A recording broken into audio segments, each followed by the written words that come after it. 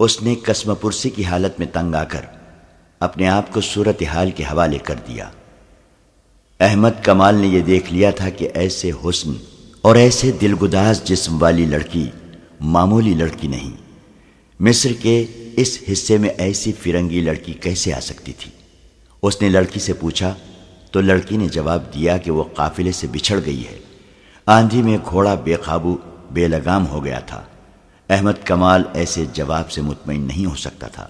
اس نے 3-4 اور سوال کیے تو لڑکی کے ہونٹ کانپنے لگے۔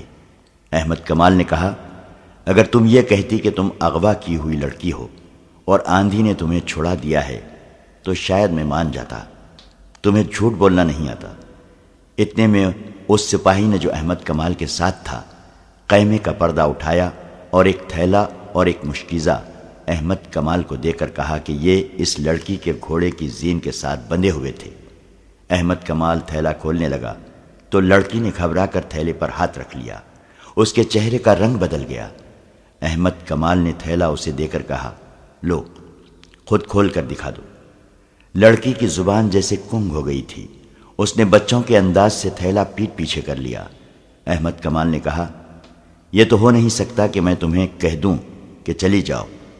مجھے کوئی حق نہیں پہنچتا کہ تمہیں روکوں، لیکن ایک ایسی لڑکی کو جو آبادیوں سے دور اکیلی گھوڑے پر بے ہوشی کی حالت میں بھٹکتی ہوئی پائی گئی ہے، اسے میں اکیلا چھوڑ نہیں سکتا۔ یہ میرا انسانی فرض ہے۔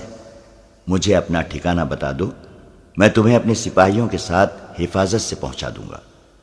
اگر نہیں بتاؤ گی تو تمہیں مشتبہ لڑکی سمجھ کر قاہرہ اپنی حکومت کے پاس بھیج دوں گا۔ تم مصری نہیں ہو، تم سوڈانی نہیں ہو۔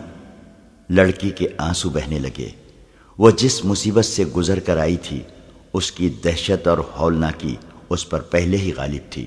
اس نے تھیلا احمد کمال کے آگے پھینک دیا۔ احمد نے تھیلا کھولا تو اس میں سے کچھ کھجوریں، 2-4 چھوٹی موٹی عام سی چیزیں نکلیں اور ایک تھیلی نکلی۔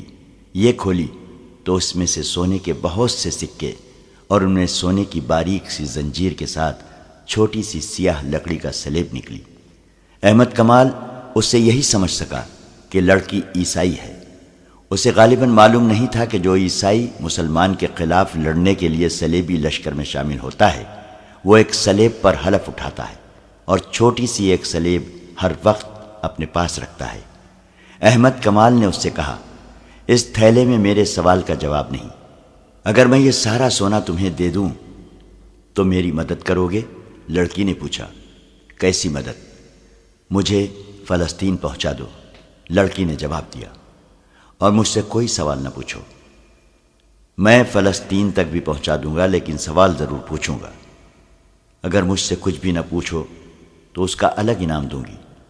وہ کیا ہوگا؟ گھوڑا تمہیں دے دوں گی، لڑکی نے جواب دیا، اور 3 دنوں کے لیے مجھے اپنی لونڈی سمجھ لو۔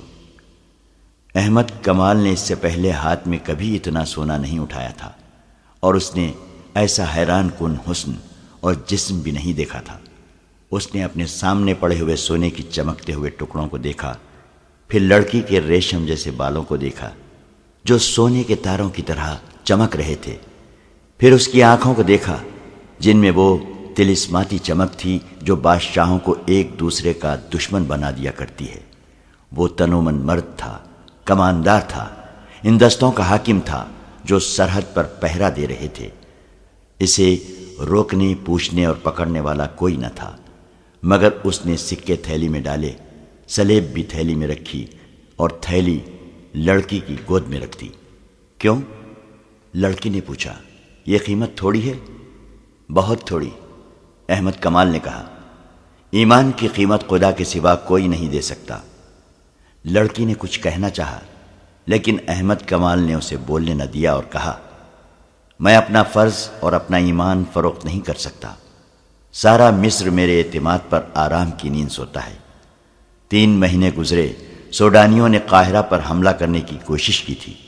اگر میں یہاں نہ ہوتا اور اگر میں ان کے ہاتھ اپنا ایمان فروخت کر دیا ہوتا تو یہ لشکر قاہرہ میں داخل ہو کر تباہی برپا کر دیتا۔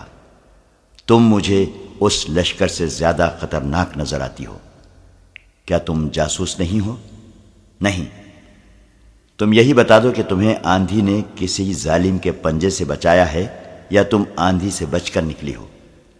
لڑکی نے بے معنی سا جواب دیا تو احمد کمال نے کہا، مجھے تمہارے متعلق یہ جاننے کی ضرورت نہیں کہ کون ہو اور کہاں سے آئی ہو۔ میں کل تمہیں قاہرہ کے لیے روانہ کر دوں گا۔ وہاں ہمارا جاسوسی اور سراغ رسانی کا ایک محکمہ ہے، وہ جانے اور تم جانو، میرا فرض پورا ہو جائے گا۔ اگر اجازت دو تو میں اس وقت ذرا سا آرام کر لوں۔ لڑکی نے کہا، کل جب قاہرہ کے لیے مجھے روانہ کرو گے تو شاید تمہارے سوالوں کا جواب دے دوں۔ لڑکی رات بھر کی جاگی ہوئی اور دن کے ایسے خوفناک سفر کی تھکی ہوئی تھی، لیٹی اور سو گئی۔ احمد کمال نے دیکھا کہ وہ نیند میں بڑبڑاتی تھی، بے چینی میں سر ادھر ادھر مارتی تھی اور ایسے پتہ چلتا تھا جیسے خواب میں رو رہی ہو۔ احمد کمال نے اپنے ساتھیوں کو بتا دیا کہ یہ ایک مشکوک فرنگی لڑکی پکڑی گئی ہے جسے کل قاہرہ بھیجا جائے گا۔ اس کے ساتھی احمد کمال کے کردار سے واقف تھے، کوئی بھی ایسا شک نہیں کر سکتا تھا کہ اس نے لڑکی کو بدنیتی سے اپنے خیمے میں رکھا ہے۔ اس نے لڑکی کا گھوڑا دیکھا تو وہ حیران ہوا کیونکہ گھوڑا اعلیٰ نسل کا تھا، اور جب اس نے زین دیکھی تو اس کے شکوک رفع ہو گئے۔ زین کے نیچے مصر کی فوج کا نشان تھا۔ یہ گھوڑا احمد کمال کی اپنی فوج کا تھا۔ حبشیوں نے آندھی کی وجہ سے تعاقب ترک کر دیا تھا، وہ واپس زندہ پہنچ گئے تھے۔ پروہت نے فیصلہ دے دیا تھا کہ لڑکیاں آندھی میں ماری گئی ہوں گی، لہذا تعاقب میں کسی کو بھیجنا بیکار ہے۔ وقت بھی بہت گزر گیا تھا، لیکن رجب پر آفت نازل ہو رہی تھی۔ اس سے حبشی بار بار یہی ایک سوال پوچھتے تھے، لڑکیاں کہاں ہیں؟ اور وہ قسمیں کھا کھا کر کہتا تھا کہ مجھے معلوم نہیں۔ حبشیوں نے اسے اذیتیں دینی شروع کر دیں، تلوار کی نوک سے اس کے جسم میں زخم کرتے اور اپنا سوال دہراتے تھے۔ حبشیوں نے اس کے ساتھیوں کو بھی درختوں کے ساتھ باندھ دیا اور ان کے ساتھ بھی یہی ظالمانہ سلوک کرنے لگے۔ رجب کو خدا اپنی قوم اور اپنے ملک سے غداری کی سزا دے رہا تھا۔ رات کو بھی اسے نہ کھولا گیا، اس کا جسم چھلنی ہو گیا تھا۔ احمد کمال کے خیمے میں لڑکی سوئی ہوئی تھی، وہ سورج غروب ہونے سے پہلے جاگی تھی۔ احمد کمال نے اسے کھانا کھلایا تھا، اس کے بعد وہ پھر سو گئی تھی۔ اس سے 2-3 قدم دور احمد کمال سویا ہوا تھا۔ رات گزرتی جا رہی تھی، خیمے میں دیا جل رہا تھا۔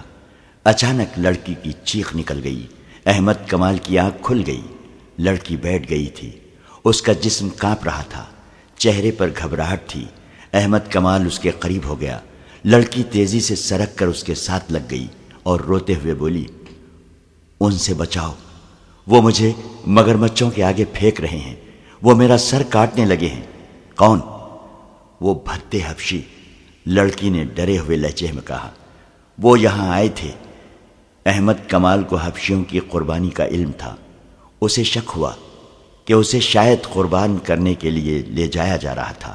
اس نے لڑکی سے پوچھا تو لڑکی نے بازو احمد کمال کے گلے میں ڈال دیے، کہنے لگی، مت پوچھو، میں خواب دیکھ رہی تھی۔ احمد کمال دیکھ رہا تھا کہ وہ تو بہت ہی ڈری ہوئی ہے۔ اس نے اسے تسلیہ دی اور یقین دلایا کہ یہاں اسے اٹھانے کے لیے کوئی نہیں آئے گا۔ لڑکی نے کہا، میں سو نہیں سکوں گی، تم میرے ساتھ باتیں نہیں کر سکتے؟ میں اکیلی جاگ نہیں سکوں گی، میں پاگل ہو جاؤں گی۔ احمد کمال نے کہا، میں تمہارے ساتھ جاگتا رہوں گا۔ اس نے لڑکی کے سر پر ہاتھ پھیر کر کہا، جب تک میرے پاس ہو تمہیں ڈرنے کی ضرورت نہیں۔ اس نے اس پر عمل بھی کر کے دکھایا۔ لڑکی کے ساتھ اس نے حبشیوں کے متعلق یا اس کے متعلق کوئی بات نہ کی، نہ پوچھی۔ اسے ترکی اور مصر کی باتیں سناتا رہا۔ لڑکی اس کے ساتھ لگی بیٹھی تھی۔ احمد کمال کا لب و لہجہ شگفتہ تھا۔ اس نے لڑکی کا خوف دور کر دیا اور لڑکی سو گئی۔ لڑکی کی آنکھ کھلی تو صبح طلوع ہو رہی تھی۔ اس نے دیکھا کہ احمد کمال نماز پڑھ رہا تھا، وہ اسے دیکھتی رہی۔ احمد کمال نے دعا کے لیے ہاتھ اٹھائے اور آنکھیں بند کر لیں۔ لڑکی اس کے چہرے پر نظریں جمائے بیٹھی رہی۔ احمد کمال فارغ ہوا تو لڑکی نے پوچھا، تم نے خدا سے کیا مانگا تھا؟ بدی کے مقابلے کی ہمت۔ احمد کمال نے جواب دیا، تم نے خدا سے کبھی سونا اور خوبصورت بیوی نہیں مانگی؟ یہ دونوں چیزیں خدا نے بغیر مانگے مجھے دے دی تھیں۔ احمد کمال نے کہا، لیکن ان پر میرا کوئی حق نہیں۔ یہ شاید خدا نے میرا امتحان لینا چاہا تھا، لیکن تمہیں یقین ہے کہ خدا نے تمہیں بدی کا مقابلہ کرنے کی ہمت دی ہے؟ تم نے دیکھا نہیں؟ احمد کمال نے جواب دیا، تمہارا سونا اور تمہارا حسن مجھے اپنی راہ سے ہٹا نہیں سکے۔ یہ میری کوشش اور اللہ کی دین ہے۔ کیا خدا گناہ معاف کر دیا کرتا ہے؟ لڑکی نے پوچھا۔ ہاں، ہمارا خدا گناہ معاف کر دیا کرتا ہے، احمد کمال نے جواب دیا، شرط یہ ہے کہ گناہ بار بار نہ کیا جائے۔ لڑکی نے سر جھکا لیا۔ احمد کمال نے جب اس کی سسکیاں سنی تو اس کا چہرہ اوپر اٹھایا، وہ رو رہی تھی۔ لڑکی نے احمد کمال کا ہاتھ پکڑ لیا اور اسے کئی بار چوما۔ احمد کمال نے اپنا ہاتھ کھینچ لیا۔ لڑکی نے کہا، آج ہم جدا ہو جائیں گے، تم مجھے قاہرہ بھیج دو گے، میں اب آزاد نہیں ہو سکوں گی۔ میرا دل مجبور کر رہا ہے کہ تمہیں بتا دوں کہ میں کون ہوں اور کہاں سے آئی ہوں، پھر تمہیں بتاؤں گی کہ میں اب کیا ہوں۔ ہماری روانگی کا وقت ہو گیا ہے، احمد کمال نے کہا، میں خود تمہارے ساتھ چلوں گا۔ میں اتنی نازک اور اتنی خطرناک ذمہ داری کسی اور کو نہیں سونپ سکتا۔ یہ نہیں سنو گے کہ میں کون ہوں اور کہاں سے آئی ہوں؟ اٹھو، احمد کمال نے کہا، یہ سننا میرا کام نہیں۔ وہ خیمے سے باہر نکل گیا۔ کچھ دیر بعد قاہرہ کی سمت 6 گھوڑے جا رہے تھے۔ ایک پر احمد کمال تھا، اس کے پیچھے دوسرے گھوڑے پر لڑکی تھی، اس کے پچھلے پہلو بے پہلو 4 گھوڑے محافظوں کے تھے، اور ان کے پیچھے ایک اونٹ جس پر سفر کا سامان، پانی اور خوراک وغیرہ تھی جا رہا تھا۔ قاہرہ تک کم و بیش 36 گھنٹوں کا سفر تھا۔ لڑکی نے 2 مرتبہ اپنا گھوڑا اس کے پہلو میں کر لیا، اور دونوں مرتبہ احمد کمال نے اس سے کہا کہ وہ اپنا گھوڑا اس کے اور 2 محافظوں کے درمیان رکھے۔ اس کے سوا اس نے لڑکی کے ساتھ کوئی اور بات نہ کی۔ سورج غروب ہونے کے بعد احمد کمال نے قافلے کو روک لیا اور پڑاؤ کا حکم دیا۔ رات لڑکی کو احمد کمال نے اپنے خیمے میں سلایا۔ اس نے دیا جلتا رکھا۔ وہ گہری نیند سویا ہوا تھا۔ اس کی آنکھ کھل گئی۔ کسی نے اس کے ماتھے پر ہاتھ پھیرا تھا۔ اس نے لڑکی کو اپنے پاس بیٹھے دیکھا۔ لڑکی کا ہاتھ اپنے ماتھے پر تھا۔ احمد کمال تیزی سے اٹھ کر بیٹھ گیا۔ اس نے دیکھا کہ لڑکی کے آنسو بہہ رہے تھے۔ اس نے احمد کمال کا ہاتھ اپنے دونوں ہاتھوں میں لیا اور اسے چوم کر بچوں کی طرح بلک بلک کر رونے لگی۔ احمد کمال اسے دیکھتا رہا۔ لڑکی نے آنسو پوچھ کر کہا، میں تمہاری دشمن ہوں۔ تمہارے ملک میں جاسوسی کے لیے اور تمہارے بڑے بڑے حاکموں کو آپس میں ٹکرانے کے لیے اور صلاح الدین ایوبی کے قتل کا انتظام کرنے کے لیے فلسطین سے آئی ہوں، لیکن اب میرے دل سے دشمنی نکل گئی ہے۔ کیوں؟ احمد کمال نے کہا، تم بزدل لڑکی ہو، اپنی قوم سے غداری کر رہی ہو۔ سولی پر کھڑے ہو کر بھی کہو کہ میں صلیب پر قربان ہو رہی ہوں۔ اس کی وجہ سن لو، اس نے کہا، تم پہلے مرد ہو جس نے میرے حسن اور میری جوانی کو قابل نفرت چیز سمجھ کر ٹھکرایا ہے، ورنہ کیا اپنے اور کیا بیگانے مجھے کھلونا سمجھتے رہے۔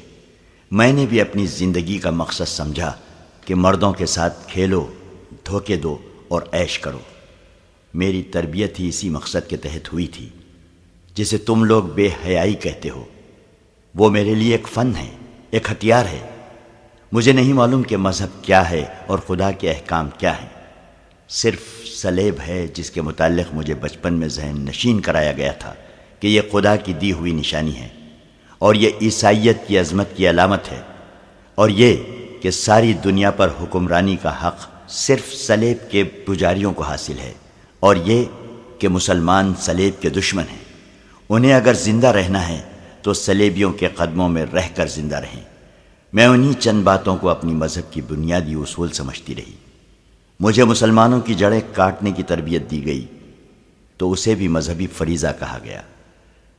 کیا تم اپنے ایک سالار رجب کو جانتے ہو؟ لڑکی نے پوچھا۔ وہ خلیفہ کے محافظ دستوں کا سالار ہے، احمد نے کہا۔ وہ بھی سوڈانیوں کے حملے والی سازش میں شامل تھا۔ اب کہاں ہے؟ معلوم نہیں، احمد کمال نے کہا۔ مجھے صرف یہ حکم ملا ہے کہ رجب فوج سے بھگوڑا ہو گیا ہے، جہاں کہیں نظر آئے اسے پکڑو، اور بھاگے تو تیر مارو اور اسے ختم کر دو۔ میں بتاؤں وہ کہاں ہے؟ لڑکی نے کہا۔ وہ سوڈان میں حبشیوں کے پاس ہے، وہاں ایک خوشنما جگہ ہے، وہاں حبشی لڑکیوں کو دیوتا کے آگے قربان کرتے ہیں۔ جب وہاں ہے، میں جانتی ہوں وہ فوج کا بھگوڑا ہے۔ ہم 3 لڑکیاں اس کے ساتھ فلسطین سے آئی تھیں، باقی 2 کہاں ہیں؟ لڑکی نے آہ بھری اور کہا، وہ مر گئی ہیں، انہی کی موت نے مجھے بدل ڈالا ہے۔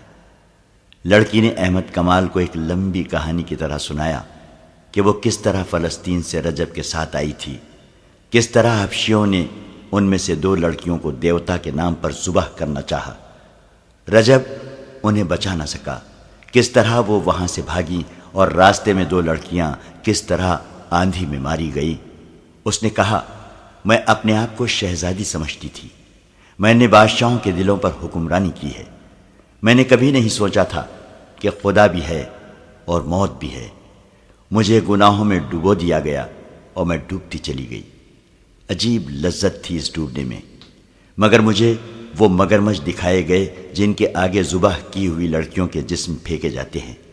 مگرمچھ پانی کے کنارے سوئے ہوئے تھے، ان کے بھدے اور مکروہ جسم دیکھ کر میں کانپ گئی۔ وہ میرے اس جسم کو، جس نے بادشاہوں کے سر جھکائے تھے، ان مگرمچھوں کی خوراک بنانا چاہتے تھے۔ میں نے وہ بدصورت سیاہ کالے حبشی دیکھے جو میرا سر میرے جسم سے الگ کرنے کے لیے آ گئے تھے۔ موت کے پردوں کی آواز مجھے سنائی دینے لگی تھی، میری رگ رگ بیدار ہو گئی، میرے اندر سے مجھے آواز سنائی دی۔ اپنے حسن اور اتنے دلنشین جسم کا انجام دیکھ ہم جان کی بازی لگا کر اپنے گھر سے نکلی تھی۔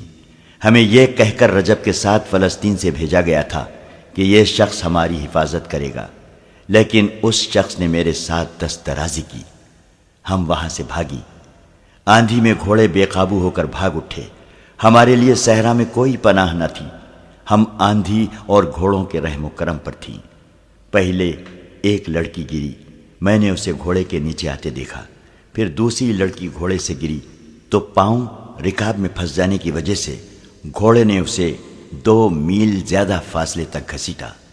اس کی چیخیں میرا جگر چاک کر رہی تھی۔ میں اب بھی اس کی چیخیں سن رہی ہوں، جب تک زندہ رہوں گی یہ چیخیں سنتی رہوں گی۔ پھر وہ لڑکی لاش بن گئی۔ میرا گھوڑا ساتھ ساتھ دوڑا آ رہا تھا مگر میرے قابو میں نہیں تھا۔ وہ لڑکی بھی اپنے گھوڑے کے ساتھ پیچھے رہ گئی۔ میں اب اکیلی تھی۔ مجھے خدا نے ان 2 لڑکیوں کو مار کر بتا دیا تھا کہ میرا انجام کیا ہوگا۔ وہ مجھ سے بھی زیادہ خوبصورت اور شوخ تھی، ان میں حسن کا غرور بھی تھا۔ انہوں نے بھی بادشاہوں کو انگلیوں پر نچایا تھا، مگر ایسی بھیانک موت مری کہ کسی کو خبر تک نہ ہوئی۔ اب وہ ریت کی گمنام قبروں میں دفن ہو گئی ہیں۔ میں اکیلی رہ گئی۔ آندھی کے زناٹے موت کے قہقہے بن گئے۔ مجھے اپنے سر کے اوپر آگے پیچھے دائیں اور بائیں چڑیلیں، بدروہیں، بھوت اور موت کے قہقہے سنائی دے رہے تھے۔ میں بدھو اور بیوقوف لڑکی نہیں ہوں، دماغ روشن ہے۔ میں نے جان لیا کہ خدا مجھے گناہوں کی سزا دے رہا ہے۔ ایسی ہیبت ناک موت اور ایسی ہولناک آندھی وہ تم نے بھی دیکھی ہے۔ مجھے خدا یاد آ گیا۔ میں نے خدا کو بلند آواز سے پکارا، رو رو کر گناہوں سے توبہ کی اور معافی مانگی۔ پھر میں بے ہوش ہو گئی، اور جب ہوش میں آئی تو میں تمہارے قبضے میں تھی۔ تمہاری گوری رنگت دیکھ کر میں خوش ہوئی کہ تم یورپی ہو اور میں فلسطین میں ہوں۔ اسی دھوکے میں نے اپنی زبان میں پوچھا تھا کہ کیا میں فلسطین میں ہوں۔ جب مجھے پتا چلا کہ میں مسلمانوں کے قبضے میں ہوں تو میرا دل بیٹھ گیا۔ میں آندھی سے بچ کر اپنے دشمن کے قبضے میں آ گئی تھی۔ مسلمانوں کے متعلق مجھے بتایا گیا تھا کہ عورتوں کے ساتھ درندوں جیسا سلوک کرتے ہیں، لیکن تم نے میرے ساتھ وہ سلوک کیا جس کی مجھے توقع نہیں تھی۔ تم نے سونا ٹھکرا دیا اور تم نے مجھے بھی ٹھکرا دیا۔ میں اس قدر خوفزدہ تھی کہ میں کہتی تھی کہ خواہ کوئی مل جائے مجھے پناہ دے دے اور مجھے سینے سے لگا لے۔ تمہارے متعلق مجھے ابھی تک یقین نہیں آیا تھا کہ تمہارا کردار پاک ہے۔ مجھے یہ توقع تھی کہ رات کو تم مجھے پریشان کرو گے۔ میں خواب میں بھی مگر بچوں کا، حبشیوں اور آندھی کی دہشت دیکھتی رہی۔ میں ڈر کر اٹھی تو تم نے مجھے سینے سے لگا لیا اور بچوں کی طرح مجھے کہانیاں سنا کر میرا خوف دور کر دیا۔ اور جب رات گزر گئی تو میں نے جاگتے ہی تمہیں خدا کے آگے سجدے میں دیکھا۔ تم نے جب دعا کے لیے ہاتھ اٹھائے اور آنکھیں بند کر لی تھیں، اس وقت تمہارے چہرے پر مسرت، سکون اور نور تھا۔ میں اس شک میں پڑ گئی کہ تم انسان نہیں، فرشتہ ہو۔ کوئی انسان سونے اور مجھ جیسی لڑکی سے منہ نہیں موڑ سکتا۔ میں نے تمہارے چہرے پر جو سکون اور مسرت دیکھی تھی، اس نے میرے آنسو نکال دیے۔ میں تم سے پوچھنا چاہتی تھی کہ یہ سکون تمہیں کس نے دیا ہے؟ میں تمہارے وجود سے اتنی متاثر ہوئی کہ میں نے تمہیں دھوکے میں رکھنا بہت بڑا گناہ سمجھا۔ میں تمہیں یہ کہنا چاہتی تھی کہ میں تمہیں اپنے متعلق ہر ایک بات بتا دوں، اس کے عوض مجھے یہ کردار اور یہ سکون دے دو، اور میرے دل سے وہ دہشت اتار دو جو مجھے بڑی ہی تلخ اذیت دے رہی ہے۔ مگر تم نے میری بات نہ سنی۔ تمہیں فرض عزیز تھا۔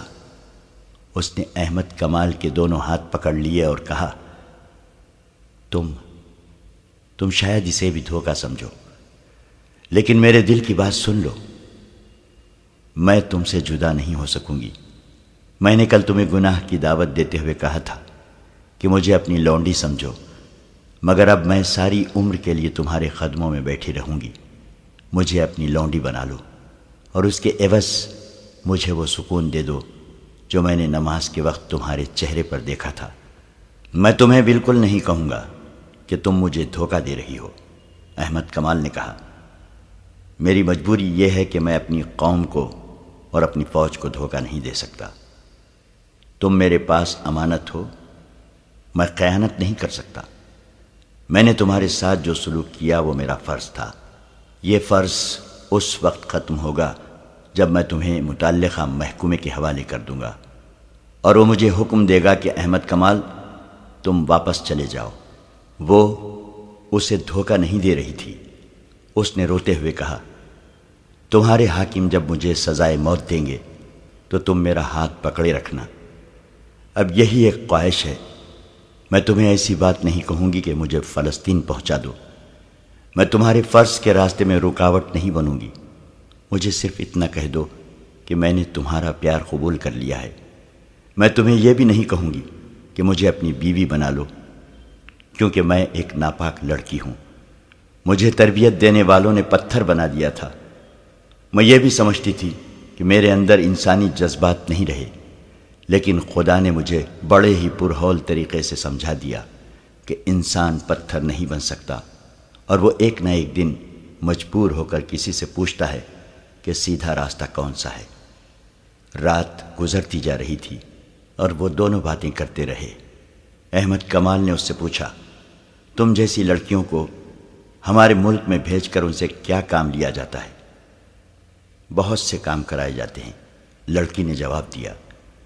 بعض کو مسلمان عمرہ کے حرموں میں مسلمان کے روپ میں داخل کر دیا جاتا ہے، جہاں وہ تربیت کے مطابق عمرہ اور وزراء پر غالب آ جاتی ہیں۔ ان سے صلیبیوں کی پسند کے افراد کو عہدے دلاتی ہیں۔ جو حاکم صلیبیوں کے خلاف ہو اس کے خلاف کارروائیاں کراتی ہیں۔ مسلمان لڑکیاں اتنی چالاک نہیں ہوتی، انہیں اپنی خوبصورتی پر ناز ہوتا ہے۔ وہ حرموں کے لیے منتخب تو ہو جاتی ہیں، لیکن ایک عیسائی یا یہودی لڑکی انہیں بیکار کر کے اپنا غلام بنا لیتی ہے۔ اس وقت تک اسلامی حکومت کے امیروں اور وزیروں اور قلعہ داروں کی آدھی تعداد کے فیصلے میری قوم کے حق میں ہوتے ہیں۔ لڑکیوں کا ایک گروہ اور بھی ہے۔ یہ لڑکیاں اسلامی نام سے مسلمانوں کی بیویاں بن جاتی ہیں۔ ان کا کام یہ ہے کہ اچھے درجے کے مسلمان گھرانوں کی لڑکیوں کے دماغ اور کردار خراب کرتی ہیں، ان کے لڑکوں کو بدی کے راستے پر ڈالتی ہیں اور شریف گھرانوں کی لڑکیاں اور لڑکوں کے معاشقے کراتی ہیں۔ مجھ جیسی سلیبی لڑکیاں چوری چھپے تمہارے ایسے حاکموں کے پاس آتی ہیں جو ہمارے ہاتھ میں کھیل رہے ہوتے ہیں۔ ان حاکموں کو سونے کے سکوں کی صورت میں معاوضہ ملتا رہتا ہے۔ وہ مجھ جیسی لڑکیوں کو حفاظت میں ایسے طریقے سے رکھتے ہیں جن سے ان پر ذرا سا شک بھی نہیں ہوتا۔ یہ لڑکیاں اعلیٰ درجے کے حاکموں کے درمیان رقابت اور غلط فہمیاں پیدا کرتی اور صلاح الدین ایوبی اور نور الدین زنگی کے خلاف ناپسندیدگی پیدا کرتی ہیں۔ مجھے 2 لڑکیوں کے ساتھ اسی کام کے لیے رجب کے حوالے کیا گیا تھا۔ وہ اسے صلیبیوں کی درپردہ کارروائیوں اور مسلمانوں کی ایمان فروشی کی تفصیل سناتی رہی۔ احمد کمال سنتا رہا۔ دوسرے دن سورج غروب ہونے سے بہت پہلے یہ قافلہ قاہرہ پہنچ گیا۔ احمد کمال علی بن سفیان کے پاس گیا اور اسے لڑکی کے متعلق تمام تر رپورٹ دے کر لڑکی اس کے حوالے کر دی۔ اس نے یہ بھی بتایا کہ رجب حبشیوں کے پاس ہے اور اس نے اس جگہ کو اڈا بنا رکھا ہے جہاں حبشی لڑکی کی قربانی دیا کرتے تھے۔ احمد کمال نے یہ بھی کہا کہ اگر اسے حکم دیا جائے تو وہ رجب کو زندہ یا مردہ وہاں سے لا سکتا ہے۔ علی بن سفیان نے ایسا حکم نہ دیا کیونکہ اس مقصد کے لیے اس کے پاس تربیت یافتہ فوجی تھے۔ احمد کمال نے وہ طریقہ بتا دیا جس سے رجب تک پہنچا جا سکتا تھا۔ اس نے یہ طریقہ لڑکی کی سنائی ہوئی باتوں کے مطابق سوچا تھا۔ علی بن سفیان پہلے ہی ایک پارٹی سوڈان بھیج چکا تھا۔ اس نے لڑکی سے تفتیش کرنے سے پہلے 4 نہایت ذہین کماندار بلائے اور انہیں احمد کمال کے حوالے کر کے حکم دیا کہ اس کے مطابق وہ سوڈان فوراً چلے جائیں اور رجب کو لانے کی کوشش کریں۔ اس نے احمد کمال کو واپسی سے پہلے آرام کے لیے بھیج دیا اور لڑکی کو اپنے پاس بلا لیا۔ لڑکی سے اس نے پہلا سوال کیا تو لڑکی نے جواب دیا کہ احمد کمال میرے سامنے بیٹھا رہے گا تو جو پوچھو گے بتا دوں گی، ورنہ زبان نہیں کھولوں گی، خواہ جلات کے حوالے کر دو۔ علی بن سفیان نے احمد کمال کو بلا کر اس کے سامنے بٹھا دیا۔ لڑکی نے مسکرا کر بولنا شروع کر دیا۔ اس نے کچھ بھی نہ چھپایا اور آخر میں کہا، مجھے سزا دینی ہے تو میری ایک آخری خواہش پوری کر دو، میں احمد کمال کے ہاتھ سے مرنا چاہتی ہوں۔ اس نے تفصیل سے سنا دیا کہ وہ احمد کمال کی مرید کیوں بن گئی ہے۔ علی بن سفیان نے لڑکی کو قید میں ڈالنے کی بجائے احمد کمال کی تحویل میں رہنے دیا اور سلطان ایوبی کے پاس چلا گیا۔ اسے لڑکی کا سارا بیان سنایا۔ اس نے کہا، آپ کا معتمد فیض الفاطمی ہمارا دشمن ہے، لڑکیوں کو اس کے پاس آنا تھا۔ سلطان ایوبی کا فوری رد عمل یہ تھا، وہ جھوٹ بکتی ہے، تمہیں گمراہ کر رہی ہے۔ فیض الفاطمی ایسا حاکم نہیں۔ امیر محترم، آپ بھول گئے ہیں کہ وہ فاطمی ہیں۔ علی بن سفیان نے کہا، آپ شاید یہ بھی بھول گئے ہیں کہ فاطمی اور فدائیوں کا گہرا رشتہ ہے، یہ لوگ آپ کے وفادار ہو ہی نہیں سکتے۔ سلطان ایوبی گہری سوچ میں کھو گیا۔ وہ غالباً سوچ رہا تھا کہ کس پر بھروسہ کرے۔ کچھ دیر بعد اس نے کہا، علی، میں تمہیں یہ اجازت نہیں دوں گا کہ فیض الفاطمی کو گرفتار کر لو۔ کوئی ایسی ترکیب کرو کہ وہ جرم کرتا پکڑا جائے۔ میں اسے موقع پر پکڑنا چاہتا ہوں اور یہ موقع پیدا کرنا تمہارا کام ہے۔ وہ جنگ جیسے اہم شعبے کا حاکم ہے، سلطنت کے جنگی راز اس کے پاس ہیں۔ مجھے بہت جلدی یہ ثبوت چاہیے کہ وہ ایسے گھناؤنے جرم کا مجرم ہے یا نہیں۔ علی بن سفیان سراغ رسانی کا ماہر تھا۔ خدا نے اسے دماغ ہی ایسا دیا تھا کہ اس نے ایک ترکیب سوچ لی اور سلطان ایوبی سے کہا، لڑکی جن مراحل سے گزر کر آئی ہے ان کی دہشت نے اس کا دماغ معوف کر دیا ہے اور وہ احمد کمال کے لیے جذباتی ہو گئی ہے، کیونکہ اس شخص نے اسے دہشت سے بچایا اور ایسا سلوک کیا کہ لڑکی اس کے بغیر بات ہی نہیں کرتی۔ مجھے امید ہے کہ میں اسی لڑکی کو استعمال کر سکوں گا۔ کوشش کر دیکھو، سلطان ایوبی نے کہا، لیکن یاد رکھو، میں واضح ثبوت اور شہادت کے بغیر تمہیں اجازت نہیں دوں گا کہ فیض الفاطمی کو گرفتار کر لو۔ مجھے ابھی تک یقین نہیں آ رہا ہے کہ وہ بھی دشمن کے ہاتھوں میں کھیل رہا ہے۔ علی بن سفیان لڑکی کے پاس گیا اور اسے اپنا مدعا بتایا۔ لڑکی نے کہا احمد کمال کہے تو میں آگ میں بھی کود جاؤں گی۔ احمد کمال نے اس سے کہا جیسے یہ کہتے ہیں ویسے کر دو، ان کی بات سمجھ لو۔ اس کا مجھے کیا انعام ملے گا؟ لڑکی نے پوچھا۔ تمہیں پوری حفاظت سے فلسطین کے قلعے شوبک میں پہنچا دیا جائے گا۔ علی بن سفیان نے کہا اور یہاں تمہیں پوری عزت سے رکھا جائے گا۔ نہیں، لڑکی نے کہا یہ انعام بہت تھوڑا ہے، مجھے منہ مانگا انعام دو، میں اسلام قبول کر لوں گی اور احمد کمال میرے ساتھ شادی کر لے۔ احمد کمال نے صاف انکار کر دیا۔ علی بن سفیان اسے باہر لے گیا۔ احمد کمال نے کہا کہ یہ بے شک اسلام قبول کر لے، لیکن میں اسے پھر بھی اسلام کا دشمن سمجھوں گا۔ علی بن سفیان نے اس سے کہا ملک اور قوم کی سلامتی کی خاطر تمہیں یہ قربانی دینی ہوگی۔ احمد کمال مان گیا۔ اس نے اندر جا کر لڑکی سے کہا میں چونکہ تمہیں ابھی تک بے اعتبار لڑکی سمجھ رہا ہوں، اس لیے شادی سے انکار کیا ہے۔ اگر تم ثابت کر دو کہ تمہارے دل میں میرے مذہب کے لیے قربانی کا جذبہ ہے تو میں تمام عمر تمہارا غلام رہوں گا۔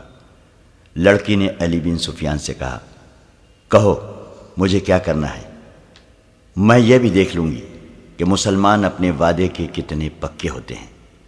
میری ایک شرط یہ بھی ہے کہ احمد کمال میرے ساتھ رہے گا۔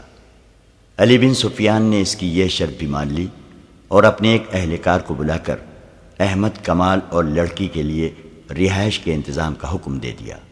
اس نے دروازہ بند کر لیا اور لڑکی کو احمد کمال کی موجودگی میں بتانے لگا کہ اسے کیا کرنا ہے۔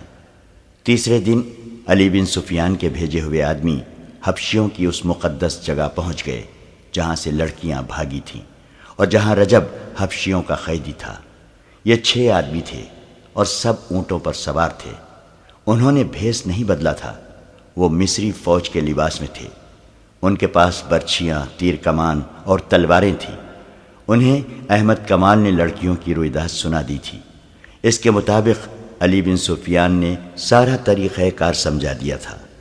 وہ پہاڑی خطے کے اندر گئے جسے پہاڑیوں نے قلعہ بنا رکھا تھا۔ ایک برچھی نہ جانے کہاں سے آئی اور ان کے سامنے زمین میں گڑ گئی۔ اس کا مطلب یہ تھا کہ رک جاؤ، تم گھیرے میں ہو۔ وہ رک گئے۔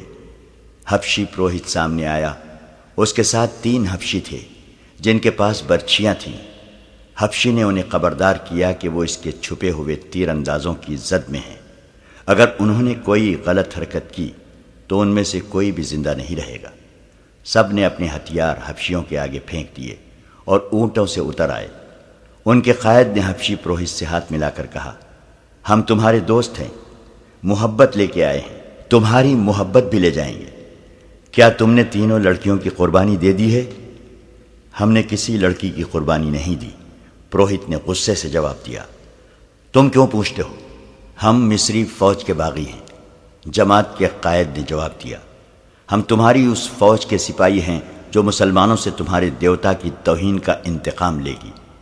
ہمیں تمہارے آدمیوں نے بتایا تھا کہ انہیں شکست اس لیے ہوئی ہے کہ لڑکی کی قربانی نہیں دی جا سکی۔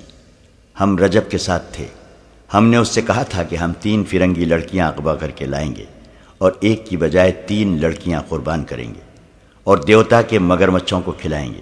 ہم بڑی دور سے 3 لڑکیاں ورغلا کر اور بہت سے لالچ دے کر لے آئے تھے اور رجب کے حوالے کر دی تھی، وہ انہیں یہاں لے آیا تھا۔ ہم یہ دیکھنے آئے ہیں کہ لڑکیوں کی قربانی دی جا چکی ہے یا نہیں۔ حبشی پروہت دھوکے میں آ گیا۔ اس نے کہا رجب نے ہمارے ساتھ کمینگی کی ہے، وہ لڑکیاں لے تو آیا ہے مگر اس کی نیت خراب ہو گئی تھی۔ اس نے لڑکیوں کو یہاں سے بھگا دیا، لیکن ہم نے انہیں نہیں بھاگنے دیا، اسے پوری سزا دے دی ہے۔ لڑکیاں ہمارے ہاتھ سے نکل گئی ہیں۔ کیا تم 2 لڑکیوں کا بندوبست کر سکتے ہو؟ دیوتاؤں کا قہر سخت ہوتا جا رہا ہے۔ ہم ضرور بندوبست کریں گے، قائد نے کہا۔ تھوڑے دنوں تک ہم 2 لڑکیاں لے آئیں گے، ہمیں رجب کے پاس لے چلو، ہم اس سے پوچھیں گے کہ لڑکیاں کہاں ہیں۔ حبشی پروہت سب کو اپنے ساتھ لے گیا۔ ایک جگہ مٹی کا ایک چوڑا اور گول برتن رکھا تھا جو ایسے ہی ایک برتن سے ڈھکا ہوا تھا۔ پروہت نے اوپر والا برتن اٹھا کر نیچے والے برتن میں ہاتھ ڈالا۔ جب اس نے ہاتھ باہر نکالا تو اس کے ہاتھ میں رجب کا سر تھا۔ چہرے کا ہر ایک نقش بالکل صحیح اور سلامت تھا۔ آنکھیں ادھ کھلی تھی، منہ بند تھا۔ یہ سر اور چہرہ گردن سے کٹ کر جسم سے الگ کیا گیا تھا۔ اس سے پانی ٹپک رہا تھا۔ یہ کوئی دوا تھی جس میں حبشیوں نے سر ڈالا ہوا تھا تاکہ خراب نہ ہو۔ پروہت نے کہا، اس کا جسم مگرمچھوں کو کھلا دیا گیا ہے۔ اس کے ساتھیوں کو ہم نے زندہ جھیل میں پھینک دیا تھا۔ مگرمچھ بھوکے تھے۔ اگر ہمیں یہ سر دے دو تو ہم اپنے تمام ساتھیوں کو دکھائیں گے۔ ایک نے کہا، اور انہیں بتائیں گے کہ جو انگوک کے دیوتا کی توہین کرے گا اس کا انجام یہ ہوگا۔ تم اس شرط پر لے جا سکتے ہو کہ کل سورج غروب ہونے سے پہلے واپس لے آؤ گے۔ پروہت نے کہا، یہ انگوک کے دیوتا کی ملکیت ہے۔ اگر واپس نہیں لاؤ گے تو تمہارا سر جسم سے جدا ہو جائے گا۔ تیسرے روز رجب کا سر سلطان صلاح الدین ایوبی کے قدموں میں پڑا تھا، اور سلطان ایوبی گہری سوچ میں کھویا ہوا تھا۔ اسی رات کا واقعہ ہے۔ احمد کمال اور لڑکی اس مکان کے برآمدے میں سوئے ہوئے تھے جو انہیں رہائش کے لیے دیا گیا تھا۔ اس مکان میں رہتے ہوئے انہیں 6 روز گزر گئے تھے۔ اس دوران لڑکی احمد کمال سے کہتی رہی تھی کہ وہ فوراً مسلمان ہونے کو تیار ہے اور احمد کمال اس کے ساتھ شادی کر لے، لیکن احمد کمال یہی ایک جواب دیتا تھا، پہلے فرض پورا کریں گے۔ لڑکی نے 2-3 بار اس خدشے کا بھی اظہار کیا تھا کہ اس کے ساتھ دھوکہ ہوگا۔ احمد کمال اسے ابھی ایک ہاتھ دور ہی رکھنے کی کوشش کر رہا تھا۔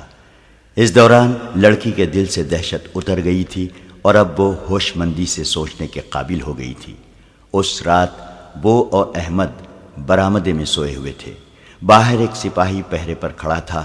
آدھی رات سے کچھ دیر پہلے پہرے دار مکان کے ارد گرد گھومنے کے لیے آہستہ آہستہ چلا تو کسی نے پیچھے سے اس کی گردن بازو میں جکڑ لی۔ فوراً بعد اس کے منہ پر کپڑا باندھ دیا گیا۔ ہاتھ اور پاؤں بھی رسیوں میں جکڑ دیے گئے۔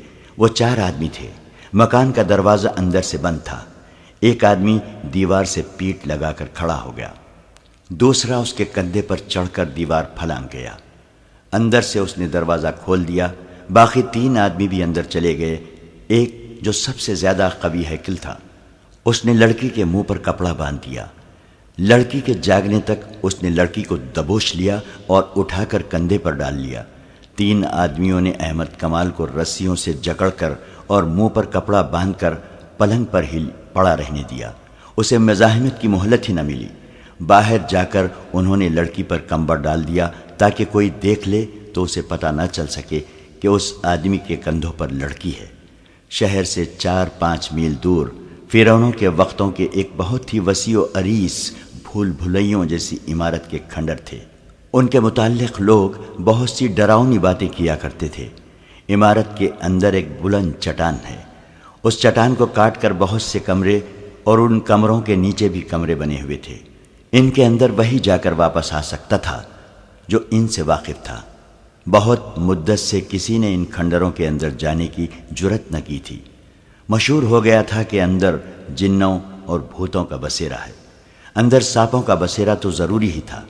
سانپوں کے ڈر سے کوئی اس کھنڈر کے قریب سے بھی نہیں گزرتا تھا۔ بڑی خوفناک کہانیاں سنائی جاتی تھیں۔ اس کے باوجود یہ 4 آدمی جو لڑکی کو اغوا کر کے لے گئے تھے ان کھنڈروں میں داخل ہو گئے، اور داخل بھی اس طرح ہوئے جیسے یہی ان کا گھر تھا۔ وہ غار نما کمروں، غلام گردشوں اور اندھیری گلیوں میں سے بغیر رکے گزرتے گئے۔ آگے مشلوں کی روشنی تھی۔ ان کے قدموں کی آہٹوں سے چمگاڈر اڑتے اور پھڑ پھڑاتے تھے۔ چپکلیاں اور رینگنے والی کئی چیزیں ادھر ادھر بھاگتی پھر رہی تھیں۔ اندر مکڑیوں کے جالے اور کائی بھی تھی۔ وہ چٹان میں بنے ہوئے ایک کمرے میں داخل ہو گئے۔ وہاں ایک آدمی مشل لیے کھڑا تھا جو ان کے آگے آگے چل پڑا۔ آگے سیڑھیاں تھیں جو نیچے اترتی تھیں۔ وہ سب نیچے اتر گئے اور ایک طرف مڑ کر ایک وسیع کمرے میں داخل ہو گئے۔ وہاں فرش پر بستر بچھا تھا۔ اس کے ساتھ بڑی خوشنما دری تھی۔ کمرہ سجا ہوا تھا۔ لڑکی کو بستر پر ڈال کر اس کے منہ سے کپڑا کھول دیا گیا۔ لڑکی غصے سے بولی، میرے ساتھ یہ سلوک کیوں کیا گیا ہے؟ میں مر جاؤں گی، کسی کو اپنے قریب نہیں آنے دوں گی۔ اگر تمہیں وہاں سے اٹھوا نہ لیا جاتا تو کل صبح تک تمہیں جلاد کے حوالے کر دیا جاتا۔ ایک آدمی نے کہا، میرا نام فیض الفاطمی ہے، تمہیں میرے پاس آنا تھا، باقی دو کہاں ہیں؟ تم اکیلی کیسے پکڑی گئی ہو؟ رجب کہاں ہے؟ لڑکی مطمئن ہو گئی اور بولی، میں خدا کا شکر بجا لاتی ہوں جس نے مجھے بڑی بڑی خوفناک مصیبتوں سے بچا لیا۔ میں منزل پر پہنچ گئی۔ اس نے فیض الفاطمی کو رجب، حبشیوں، آندھی، دو لڑکیوں کی موت اور احمد کمال کے ہتھے چڑھ جانے کی ساری رویداد سنا دی۔ فیض الفاطمی نے اسے تسلی دی اور ان 4 آدمیوں کو جو لڑکی کو اٹھا کر لائے تھے سونے کے 6 ٹکڑے دے دیے اور کہا، تم اب اپنی اپنی جگہ سنبھال لو، میں تھوڑی دیر بعد چلا جاؤں گا۔ یہ لڑکی 3-4 روز یہیں رہے گی، میں رات کو آیا کروں گا، باہر جب اس کی تلاش ختم ہو جائے گی تو اسے لے جاؤں گا۔ 4 آدمی چلے گئے اور کھنڈر کے چاروں طرف ایسی جگہوں پر بیٹھ گئے جہاں سے باہر نظر رکھی جا سکتی تھی۔ فیض الفاطمی کے ساتھ ایک ہی آدمی رہ گیا جو مصری فوج کا کماندار تھا۔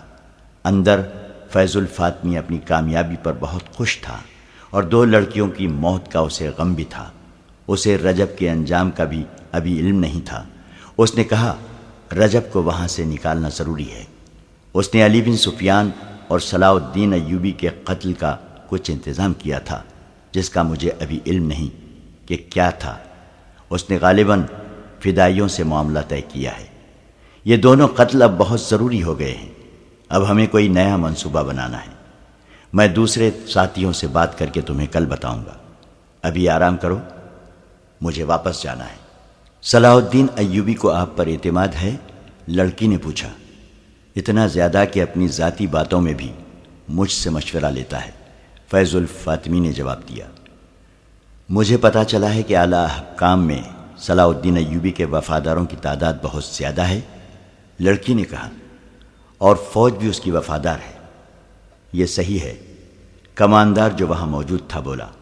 اس کا سراغ رسانی کا محکمہ بہت ہوشیار ہے، جہاں کوئی سر اٹھاتا ہے اس کی نشاندہی ہو جاتی ہے۔ اعلیٰ حکام میں 2 اور ہیں جو صلاح الدین ایوبی کے خلاف کام کر رہے ہیں، ان کے نام آپ کو محترم فیض الفاطمی بتا سکیں گے۔ فیض الفاطمی نے دونوں نام بتا دیے اور مسکرا کر لڑکی سے کہا، تمہیں اعلیٰ سطح پر ہی کام کرنا ہے، صرف 2 حکام کے درمیان خلیش پیدا کرنی ہے اور 2 کو زہر دینا ہے جو تم آسانی سے دے سکو گی، مگر اب مشکل یہ پیدا ہو گئی ہے کہ تمہیں کسی محفل میں نہیں لے جا سکیں گے۔ تم پردہ نشین مسلمان لڑکی کے بھیس میں کام کرو گی ورنہ پکڑی جاؤ گی۔ ہو سکتا ہے میں تمہیں واپس فلسطین بھیج دوں اور کسی اور لڑکی کو بلا لوں جسے یہاں کوئی پہچان نہ سکے۔ میرا گروہ بہت ذہین اور سرگرم ہے، یہ سالاروں سے نیچے کمانداروں کی سطح کا گروہ ہے۔ یہ 4 آدمی جو تمہیں اتنی دلیری سے اٹھا لائے ہیں اسی گروہ کے افراد ہیں۔ ہم نے ایوبی کی فوج میں بے اطمینانی پھیلانی شروع کر دی ہے۔ قوم اور فوج کو ایک دوسرے سے متنفر کرنا ضروری ہے۔ اس وقت صورتحال یہ ہے کہ شامی اور ترک فوجی مصری عوام میں اپنے اچھے سلوک، کردار اور لڑنے کے جذبے کی بدولت بہت مقبول ہیں اور عزت کی نگاہ سے دیکھے جاتے ہیں۔ سوڈانیوں کو شکست دے کر انہوں نے شہریوں کے دلوں میں عزت کا اضافہ کر لیا ہے۔ ہمیں فوج کی اس عزت کو مجروح کرنا ہے، سالاروں اور دیگر فوجی حکام کو رسوا کرنا ہے۔ اس کے بغیر ہم صلیبیوں اور سوڈانیوں کی کوئی مدد نہیں کر سکتے۔ باہر کا حملہ ناکام رہے گا، فوج اسے کامیاب نہیں ہونے دے گی، قوم فوج کا ساتھ دے گی۔ اگر اس وقت ایک طرف سے صلیبی اور دوسری طرف سے سوڈانی حملہ کر دیں تو قوم اور فوج مل کر قاہرہ کو ایسا قلعہ بنا دے گی جسے فتح کرنا ناممکن ہوگا۔ قاہرہ کو فتح کرنے کے لیے ہمیں زمین ہموار کرنی ہوگی، لوگوں کے ذہنوں میں وہم اور وسوسے اور نوجوانوں کے کردار میں جنس پرستی اور آوارگی پیدا کرنی ہوگی۔ مجھے بتایا گیا تھا کہ یہ کام 2 سال سے ہو رہا ہے، لڑکی نے کہا۔ خاصی کامیابی بھی ہوئی ہے، فیض الفاطمی نے کہا۔ بدکاری میں اضافہ ہو گیا ہے، مگر صلاح الدین ایوبی نے ایک تو نئے مدرسے کھول دیے ہیں اور دوسرے مسجدوں میں خطبے سے خلیفہ کا نام نکال کر کوئی اور ہی رنگ پیدا کر دیا ہے۔ اور لڑکوں کو عسکری تعلیم دینی شروع کر دی ہے۔ بات یہیں تک پہنچی تھی کہ ان 4 آدمیوں میں سے ایک آیا اور فیض الفاطمی سے کہا، ابھی باہر نہ جانا، کچھ گڑبڑ ہے۔ فیض الفاطمی گھبرایا، اس آدمی کے ساتھ باہر چلا گیا۔ ایک اونچی جگہ چھپ کر دیکھا، آدھی رات کے پورے چاند نے باہر کے ماحول کو روشن کر رکھا تھا۔ اس نے کہا، تم لوگوں نے بے احتیاطی کی ہے، یہ تو فوج معلوم ہوتی ہے، گھوڑے بھی ہیں، تم چاروں طرف سے دیکھو، میں کدھر سے نکل سکتا ہوں؟ میں دیکھ چکا ہوں۔ اس آدمی نے جواب دیا، یوں نظر آتا ہے جیسے ہم مکمل گھیرے میں ہیں، آپ وہیں چلے جائیں، مشعلیں بجھا دیں، وہاں سے نکلنے کی غلطی نہ کریں، وہاں تک کوئی نہیں پہنچ سکے گا۔ فیض الفاطمی کمانڈروں میں غائب ہو گیا اور یہ آدمی جو پہرا دے رہا تھا بلند جگہ سے اتر کر اندر کو جانے کی بجائے دیواروں کے ساتھ ساتھ چھپتا باہر نکل گیا۔ باہر کا یہ عالم تھا کہ 50 کے قریب پیادہ فوجی تھے اور 20-25 گھوڑ سوار تھے۔ انہوں نے سارے کھنڈر کو گھیرے میں لے لیا تھا۔ یہ پہرے دار ان تک گیا اور ایک فوجی سے پوچھا، علی بن سفیان کہاں ہیں؟ اسے بتایا گیا کہ وہ دوڑتا ہوا گیا۔ اس دستے کی کمان علی بن سفیان خود کر رہا تھا، اس کے ساتھ احمد کمال تھا۔ پہرے دار نے انہیں کہا، اندر کوئی ایسا خطرہ نہیں، آپ کے ساتھ 2 آدمی بھی کافی ہیں، میرے ساتھ آئیں۔ یہ پہرے دار ان 4 آدمیوں میں سے تھا جنہوں نے لڑکی کو اغوا کیا تھا۔ علی بن سفیان نے 2 مشعلیں روشن کرائیں، احمد کمال اور 4 عسکریوں کو ساتھ لیا اور 2 کے ہاتھوں میں مشعلیں دی۔ سب نے تلواریں نکال لی اور اس آدمی کے ساتھ کھنڈر میں داخل ہو گئے۔ انہوں نے دیکھا کہ کوئی آدمی کسی طرف سے آیا اور دوڑتا ہوا اندر کی طرف چلا گیا ہے۔ علی بن سفیان کے رہنما نے کہا، یہ ان کا آدمی ہے، وہ اندر والوں کو خبردار کرنے چلا گیا ہے، آپ تیز چلیں۔ وہ سب دوڑ پڑے۔ اگر یہ لوگ رہنما کے بغیر ہوتے تو ان بھول بھلیوں میں بھٹک جاتے یا ڈر کر وہاں سے بھاگ جاتے۔ رہنما کے ساتھ وہ بڑی اچھی رفتار سے جا رہے تھے۔ کسی طرف سے ایک اور آدمی دوڑتا آیا، اس کی انہیں یہ آواز سنائی دی، میں ادھر جا رہا ہوں، تیز چلو۔ یہ رہنما کا ساتھی تھا۔ وہ اس چٹانی کمرے میں پہنچ گئے جس سے سیڑھیاں نیچے اترتی تھیں۔ نیچے سے انہیں آوازیں سنائی دی، ہمارے ساتھ دھوکا ہوا ہے، یہ دونوں ان کے آدمی ہیں۔ پھر تلواریں ٹکرانے کی آوازیں سنائی دی اور یہ آواز بھی آئی، اسے بھی ختم کر دو، یہ گواہی نہ دے سکے۔ علی بن سفیان اور احمد کمال مشعل برداروں کے پیچھے دوڑتے پھلانگتے نیچے اترے۔ اس کمرے میں پہنچے تو وہاں خون بہہ رہا تھا۔ لڑکی پیٹ پر دونوں ہاتھ رکھے بیٹھی ہوئی تھی۔ فیض الفاطمی کے ساتھ جو کماندار تھا وہ اور ایک اور آدمی فیض الفاطمی اور ایک پہرے دار سے لڑ رہے تھے۔ علی بن سفیان نے فیض الفاطمی کو للکارا۔ فیض الفاطمی نے جب اپنے خلاف بہت سی تلواریں دیکھی تو اس نے تلوار پھینک دی۔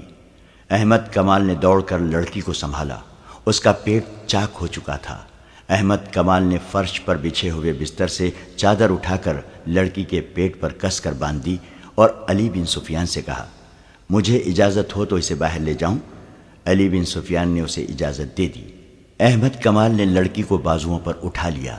وہ سخت تکلیف میں تھی، پھر بھی اس نے مسکرا کر احمد کمال سے کہا، میں نے اپنا فرض پورا کر دیا ہے، تمہارے مجرم پکڑوا دیے ہیں۔ فیض الفاطمی اور لڑکی کو اغوا کرنے والے 4 میں سے 2 آدمیوں کو گرفتار کر لیا گیا۔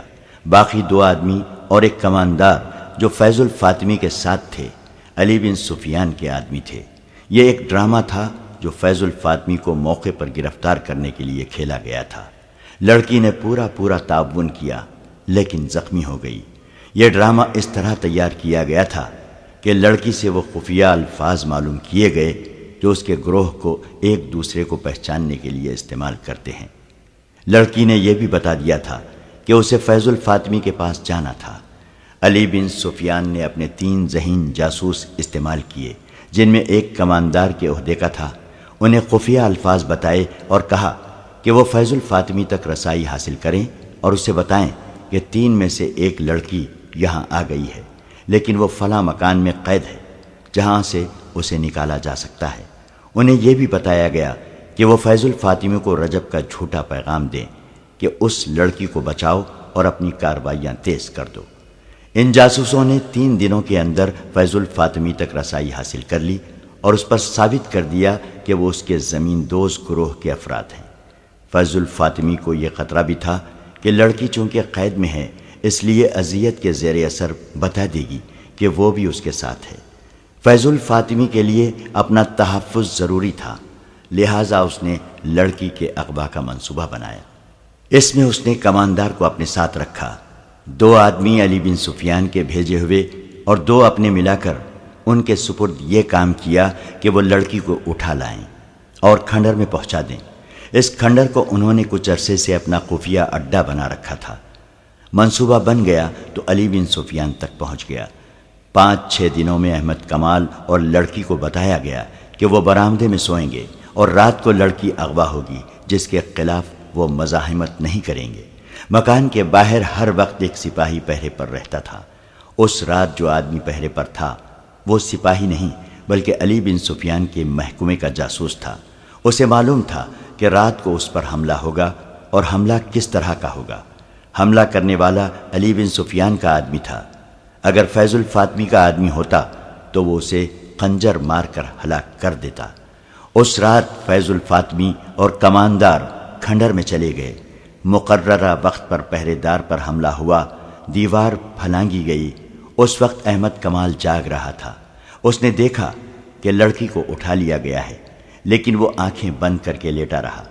اس نے تڑپنا اس وقت شروع کیا جب وہ رسیوں میں بند چکا تھا۔ لڑکی کو کھنڈر میں پہنچا دیا گیا۔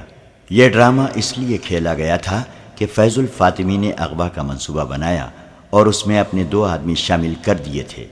ان پر یہ ظاہر کرنا تھا کہ یہ حقیقی اغوا ہے اور اس میں کوئی دھوکہ فریب نہیں۔ آخر دم تک شک نہ ہوا۔ اغوا کے بعد علی بن سفیان نے پہرے دار اور احمد کمال کی رسیاں کھولی۔ پیادہ سپاہی اور سوار تیار تھے۔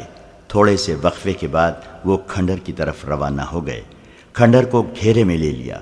انہیں سب سے پہلے علی بن سفیان کے ہی ایک آدمی نے دیکھا جس نے فیض الفاطمی کو جا کر اطلاع دی۔ اسے باہر لا کر گھیرا دکھایا اور یہ مشورہ دیا کہ وہ اسی کمرے میں چلا جائے۔ اسے ادھر بھیج کر یہ آدمی باہر نکل گیا اور علی بن سفیان اور احمد کمال کو اندر لے گیا۔ یہ آدمی کی دانشمندی تھی کہ اس نے فیض الفاطمی کو اسی کمرے میں چھپے رہنے پر قائل کر لیا تھا۔ اگر وہ کھنڈر کے بھول بھلیوں جیسے کمروں، برآمدوں، گلیوں اور تہہ خانوں میں نکل جاتا تو اسے پکڑنا آسان نہ ہوتا۔ کھنڈر بہت وسیع اور پیچیدہ تھے۔ باہر تو چاندنی تھی لیکن اندر تاریکی تھی۔ جس میں تعاقب کیا جاتا تو اپنے آدمیوں کے مارے جانے کا بھی خطرہ تھا۔ بالکل آخری وقت فیض الفاطمی کو پتہ چلا کہ کماندار اور 2 آدمی اس کے ساتھی نہیں بلکہ اسے دھوکے میں یہاں لائے ہیں۔ لڑکی سے یہ غلطی ہوئی کہ اس کے منہ سے کچھ ایسے الفاظ نکل گئے جس سے ظاہر ہو گیا کہ یہ بھی اس کے دھوکے میں شریک ہے۔ فیض الفاطمی کے 2 ساتھی اس کے پاس پہنچ گئے۔ دھوکہ بے نقاب ہو گیا اور لڑائی شروع ہو گئی۔ فیض الفاطمی نے لڑکی کے پیٹ میں نوک کی طرف سے تلوار ماری اور اس کا پیٹ چاک کر دیا۔ اس نے لڑکی کو غالباً اس لیے بھی قتل کرنا ضروری سمجھا تھا کہ وہ اس کے خلاف گواہی دینے کے لیے بھی زندہ نہ رہے۔ فیض الفاطمی اور اس کے ساتھیوں کو قید میں ڈال دیا گیا۔ علی بن سفیان نے تینوں کو الگ الگ قید میں رکھا اور تینوں کو رجب کا سر دکھا کر کہا، اپنے دوست کا انجام دیکھ لو۔ اگر تمہیں یہ توقع ہے کہ تمہیں فوراً سزا دے دی جائے گی تو یہ خیال دماغ سے نکال دو۔ جب تک اپنے پورے گروہ کو سامنے نہیں لاؤ گے تمہیں چکر شکنجے میں باندھے رکھوں گا، جینے بھی نہیں دوں گا، مرنے بھی نہیں دوں گا۔ لڑکی کی حالت اچھی نہیں تھی۔ طبیبوں اور جراحوں نے اسے بچانے کی پوری کوشش کر ڈالی مگر کٹی ہوئی انتڑیوں کا کوئی علاج نہ ہو سکا۔ وہ پھر بھی مطمئن تھی، جیسے اسے پیٹ کے مہلک زخم کی پرواہ ہی نہ تھی۔ اس کا ایک ہی مطالبہ تھا کہ احمد کمال کو میرے پاس بیٹھا رہنے دو۔ سلطان ایوبی بھی اس کی عیادت کے لیے آیا۔ احمد کمال امیر مصر اور اپنی فوج کے سالار اعلیٰ کو دیکھ کر تعظیم کے لیے اٹھا تو لڑکی نے اسے ہاتھ سے پکڑ کر اپنے پاس بٹھا لیا۔ احمد کمال سلطان ایوبی کی موجودگی میں بیٹھ نہیں سکتا تھا۔ آخر سلطان نے اسے لڑکی کے پاس بیٹھنے کی اجازت دے دی۔ سلطان ایوبی نے لڑکی کے سر پر ہاتھ پھیرا اور شفقت سے صحت یابی کی دعا کی۔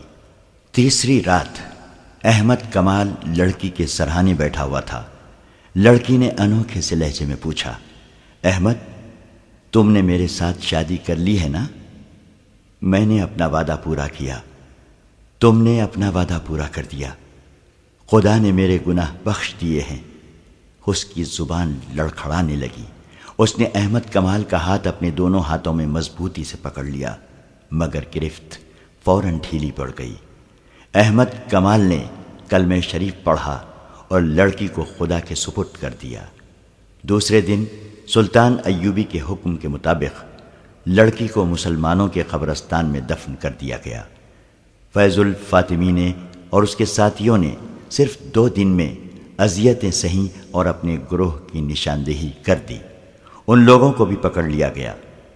مراکشی واقع نگار اسد الاسدی نے سلطان ایوبی کے وقت کے ایک کاتب کے حوالے سے لکھا ہے کہ سلطان ایوبی نے جب فیض الفاطمی کی سزائے موت پر دستخط کیے تو سلطان زار و قطار رونے لگا تھا۔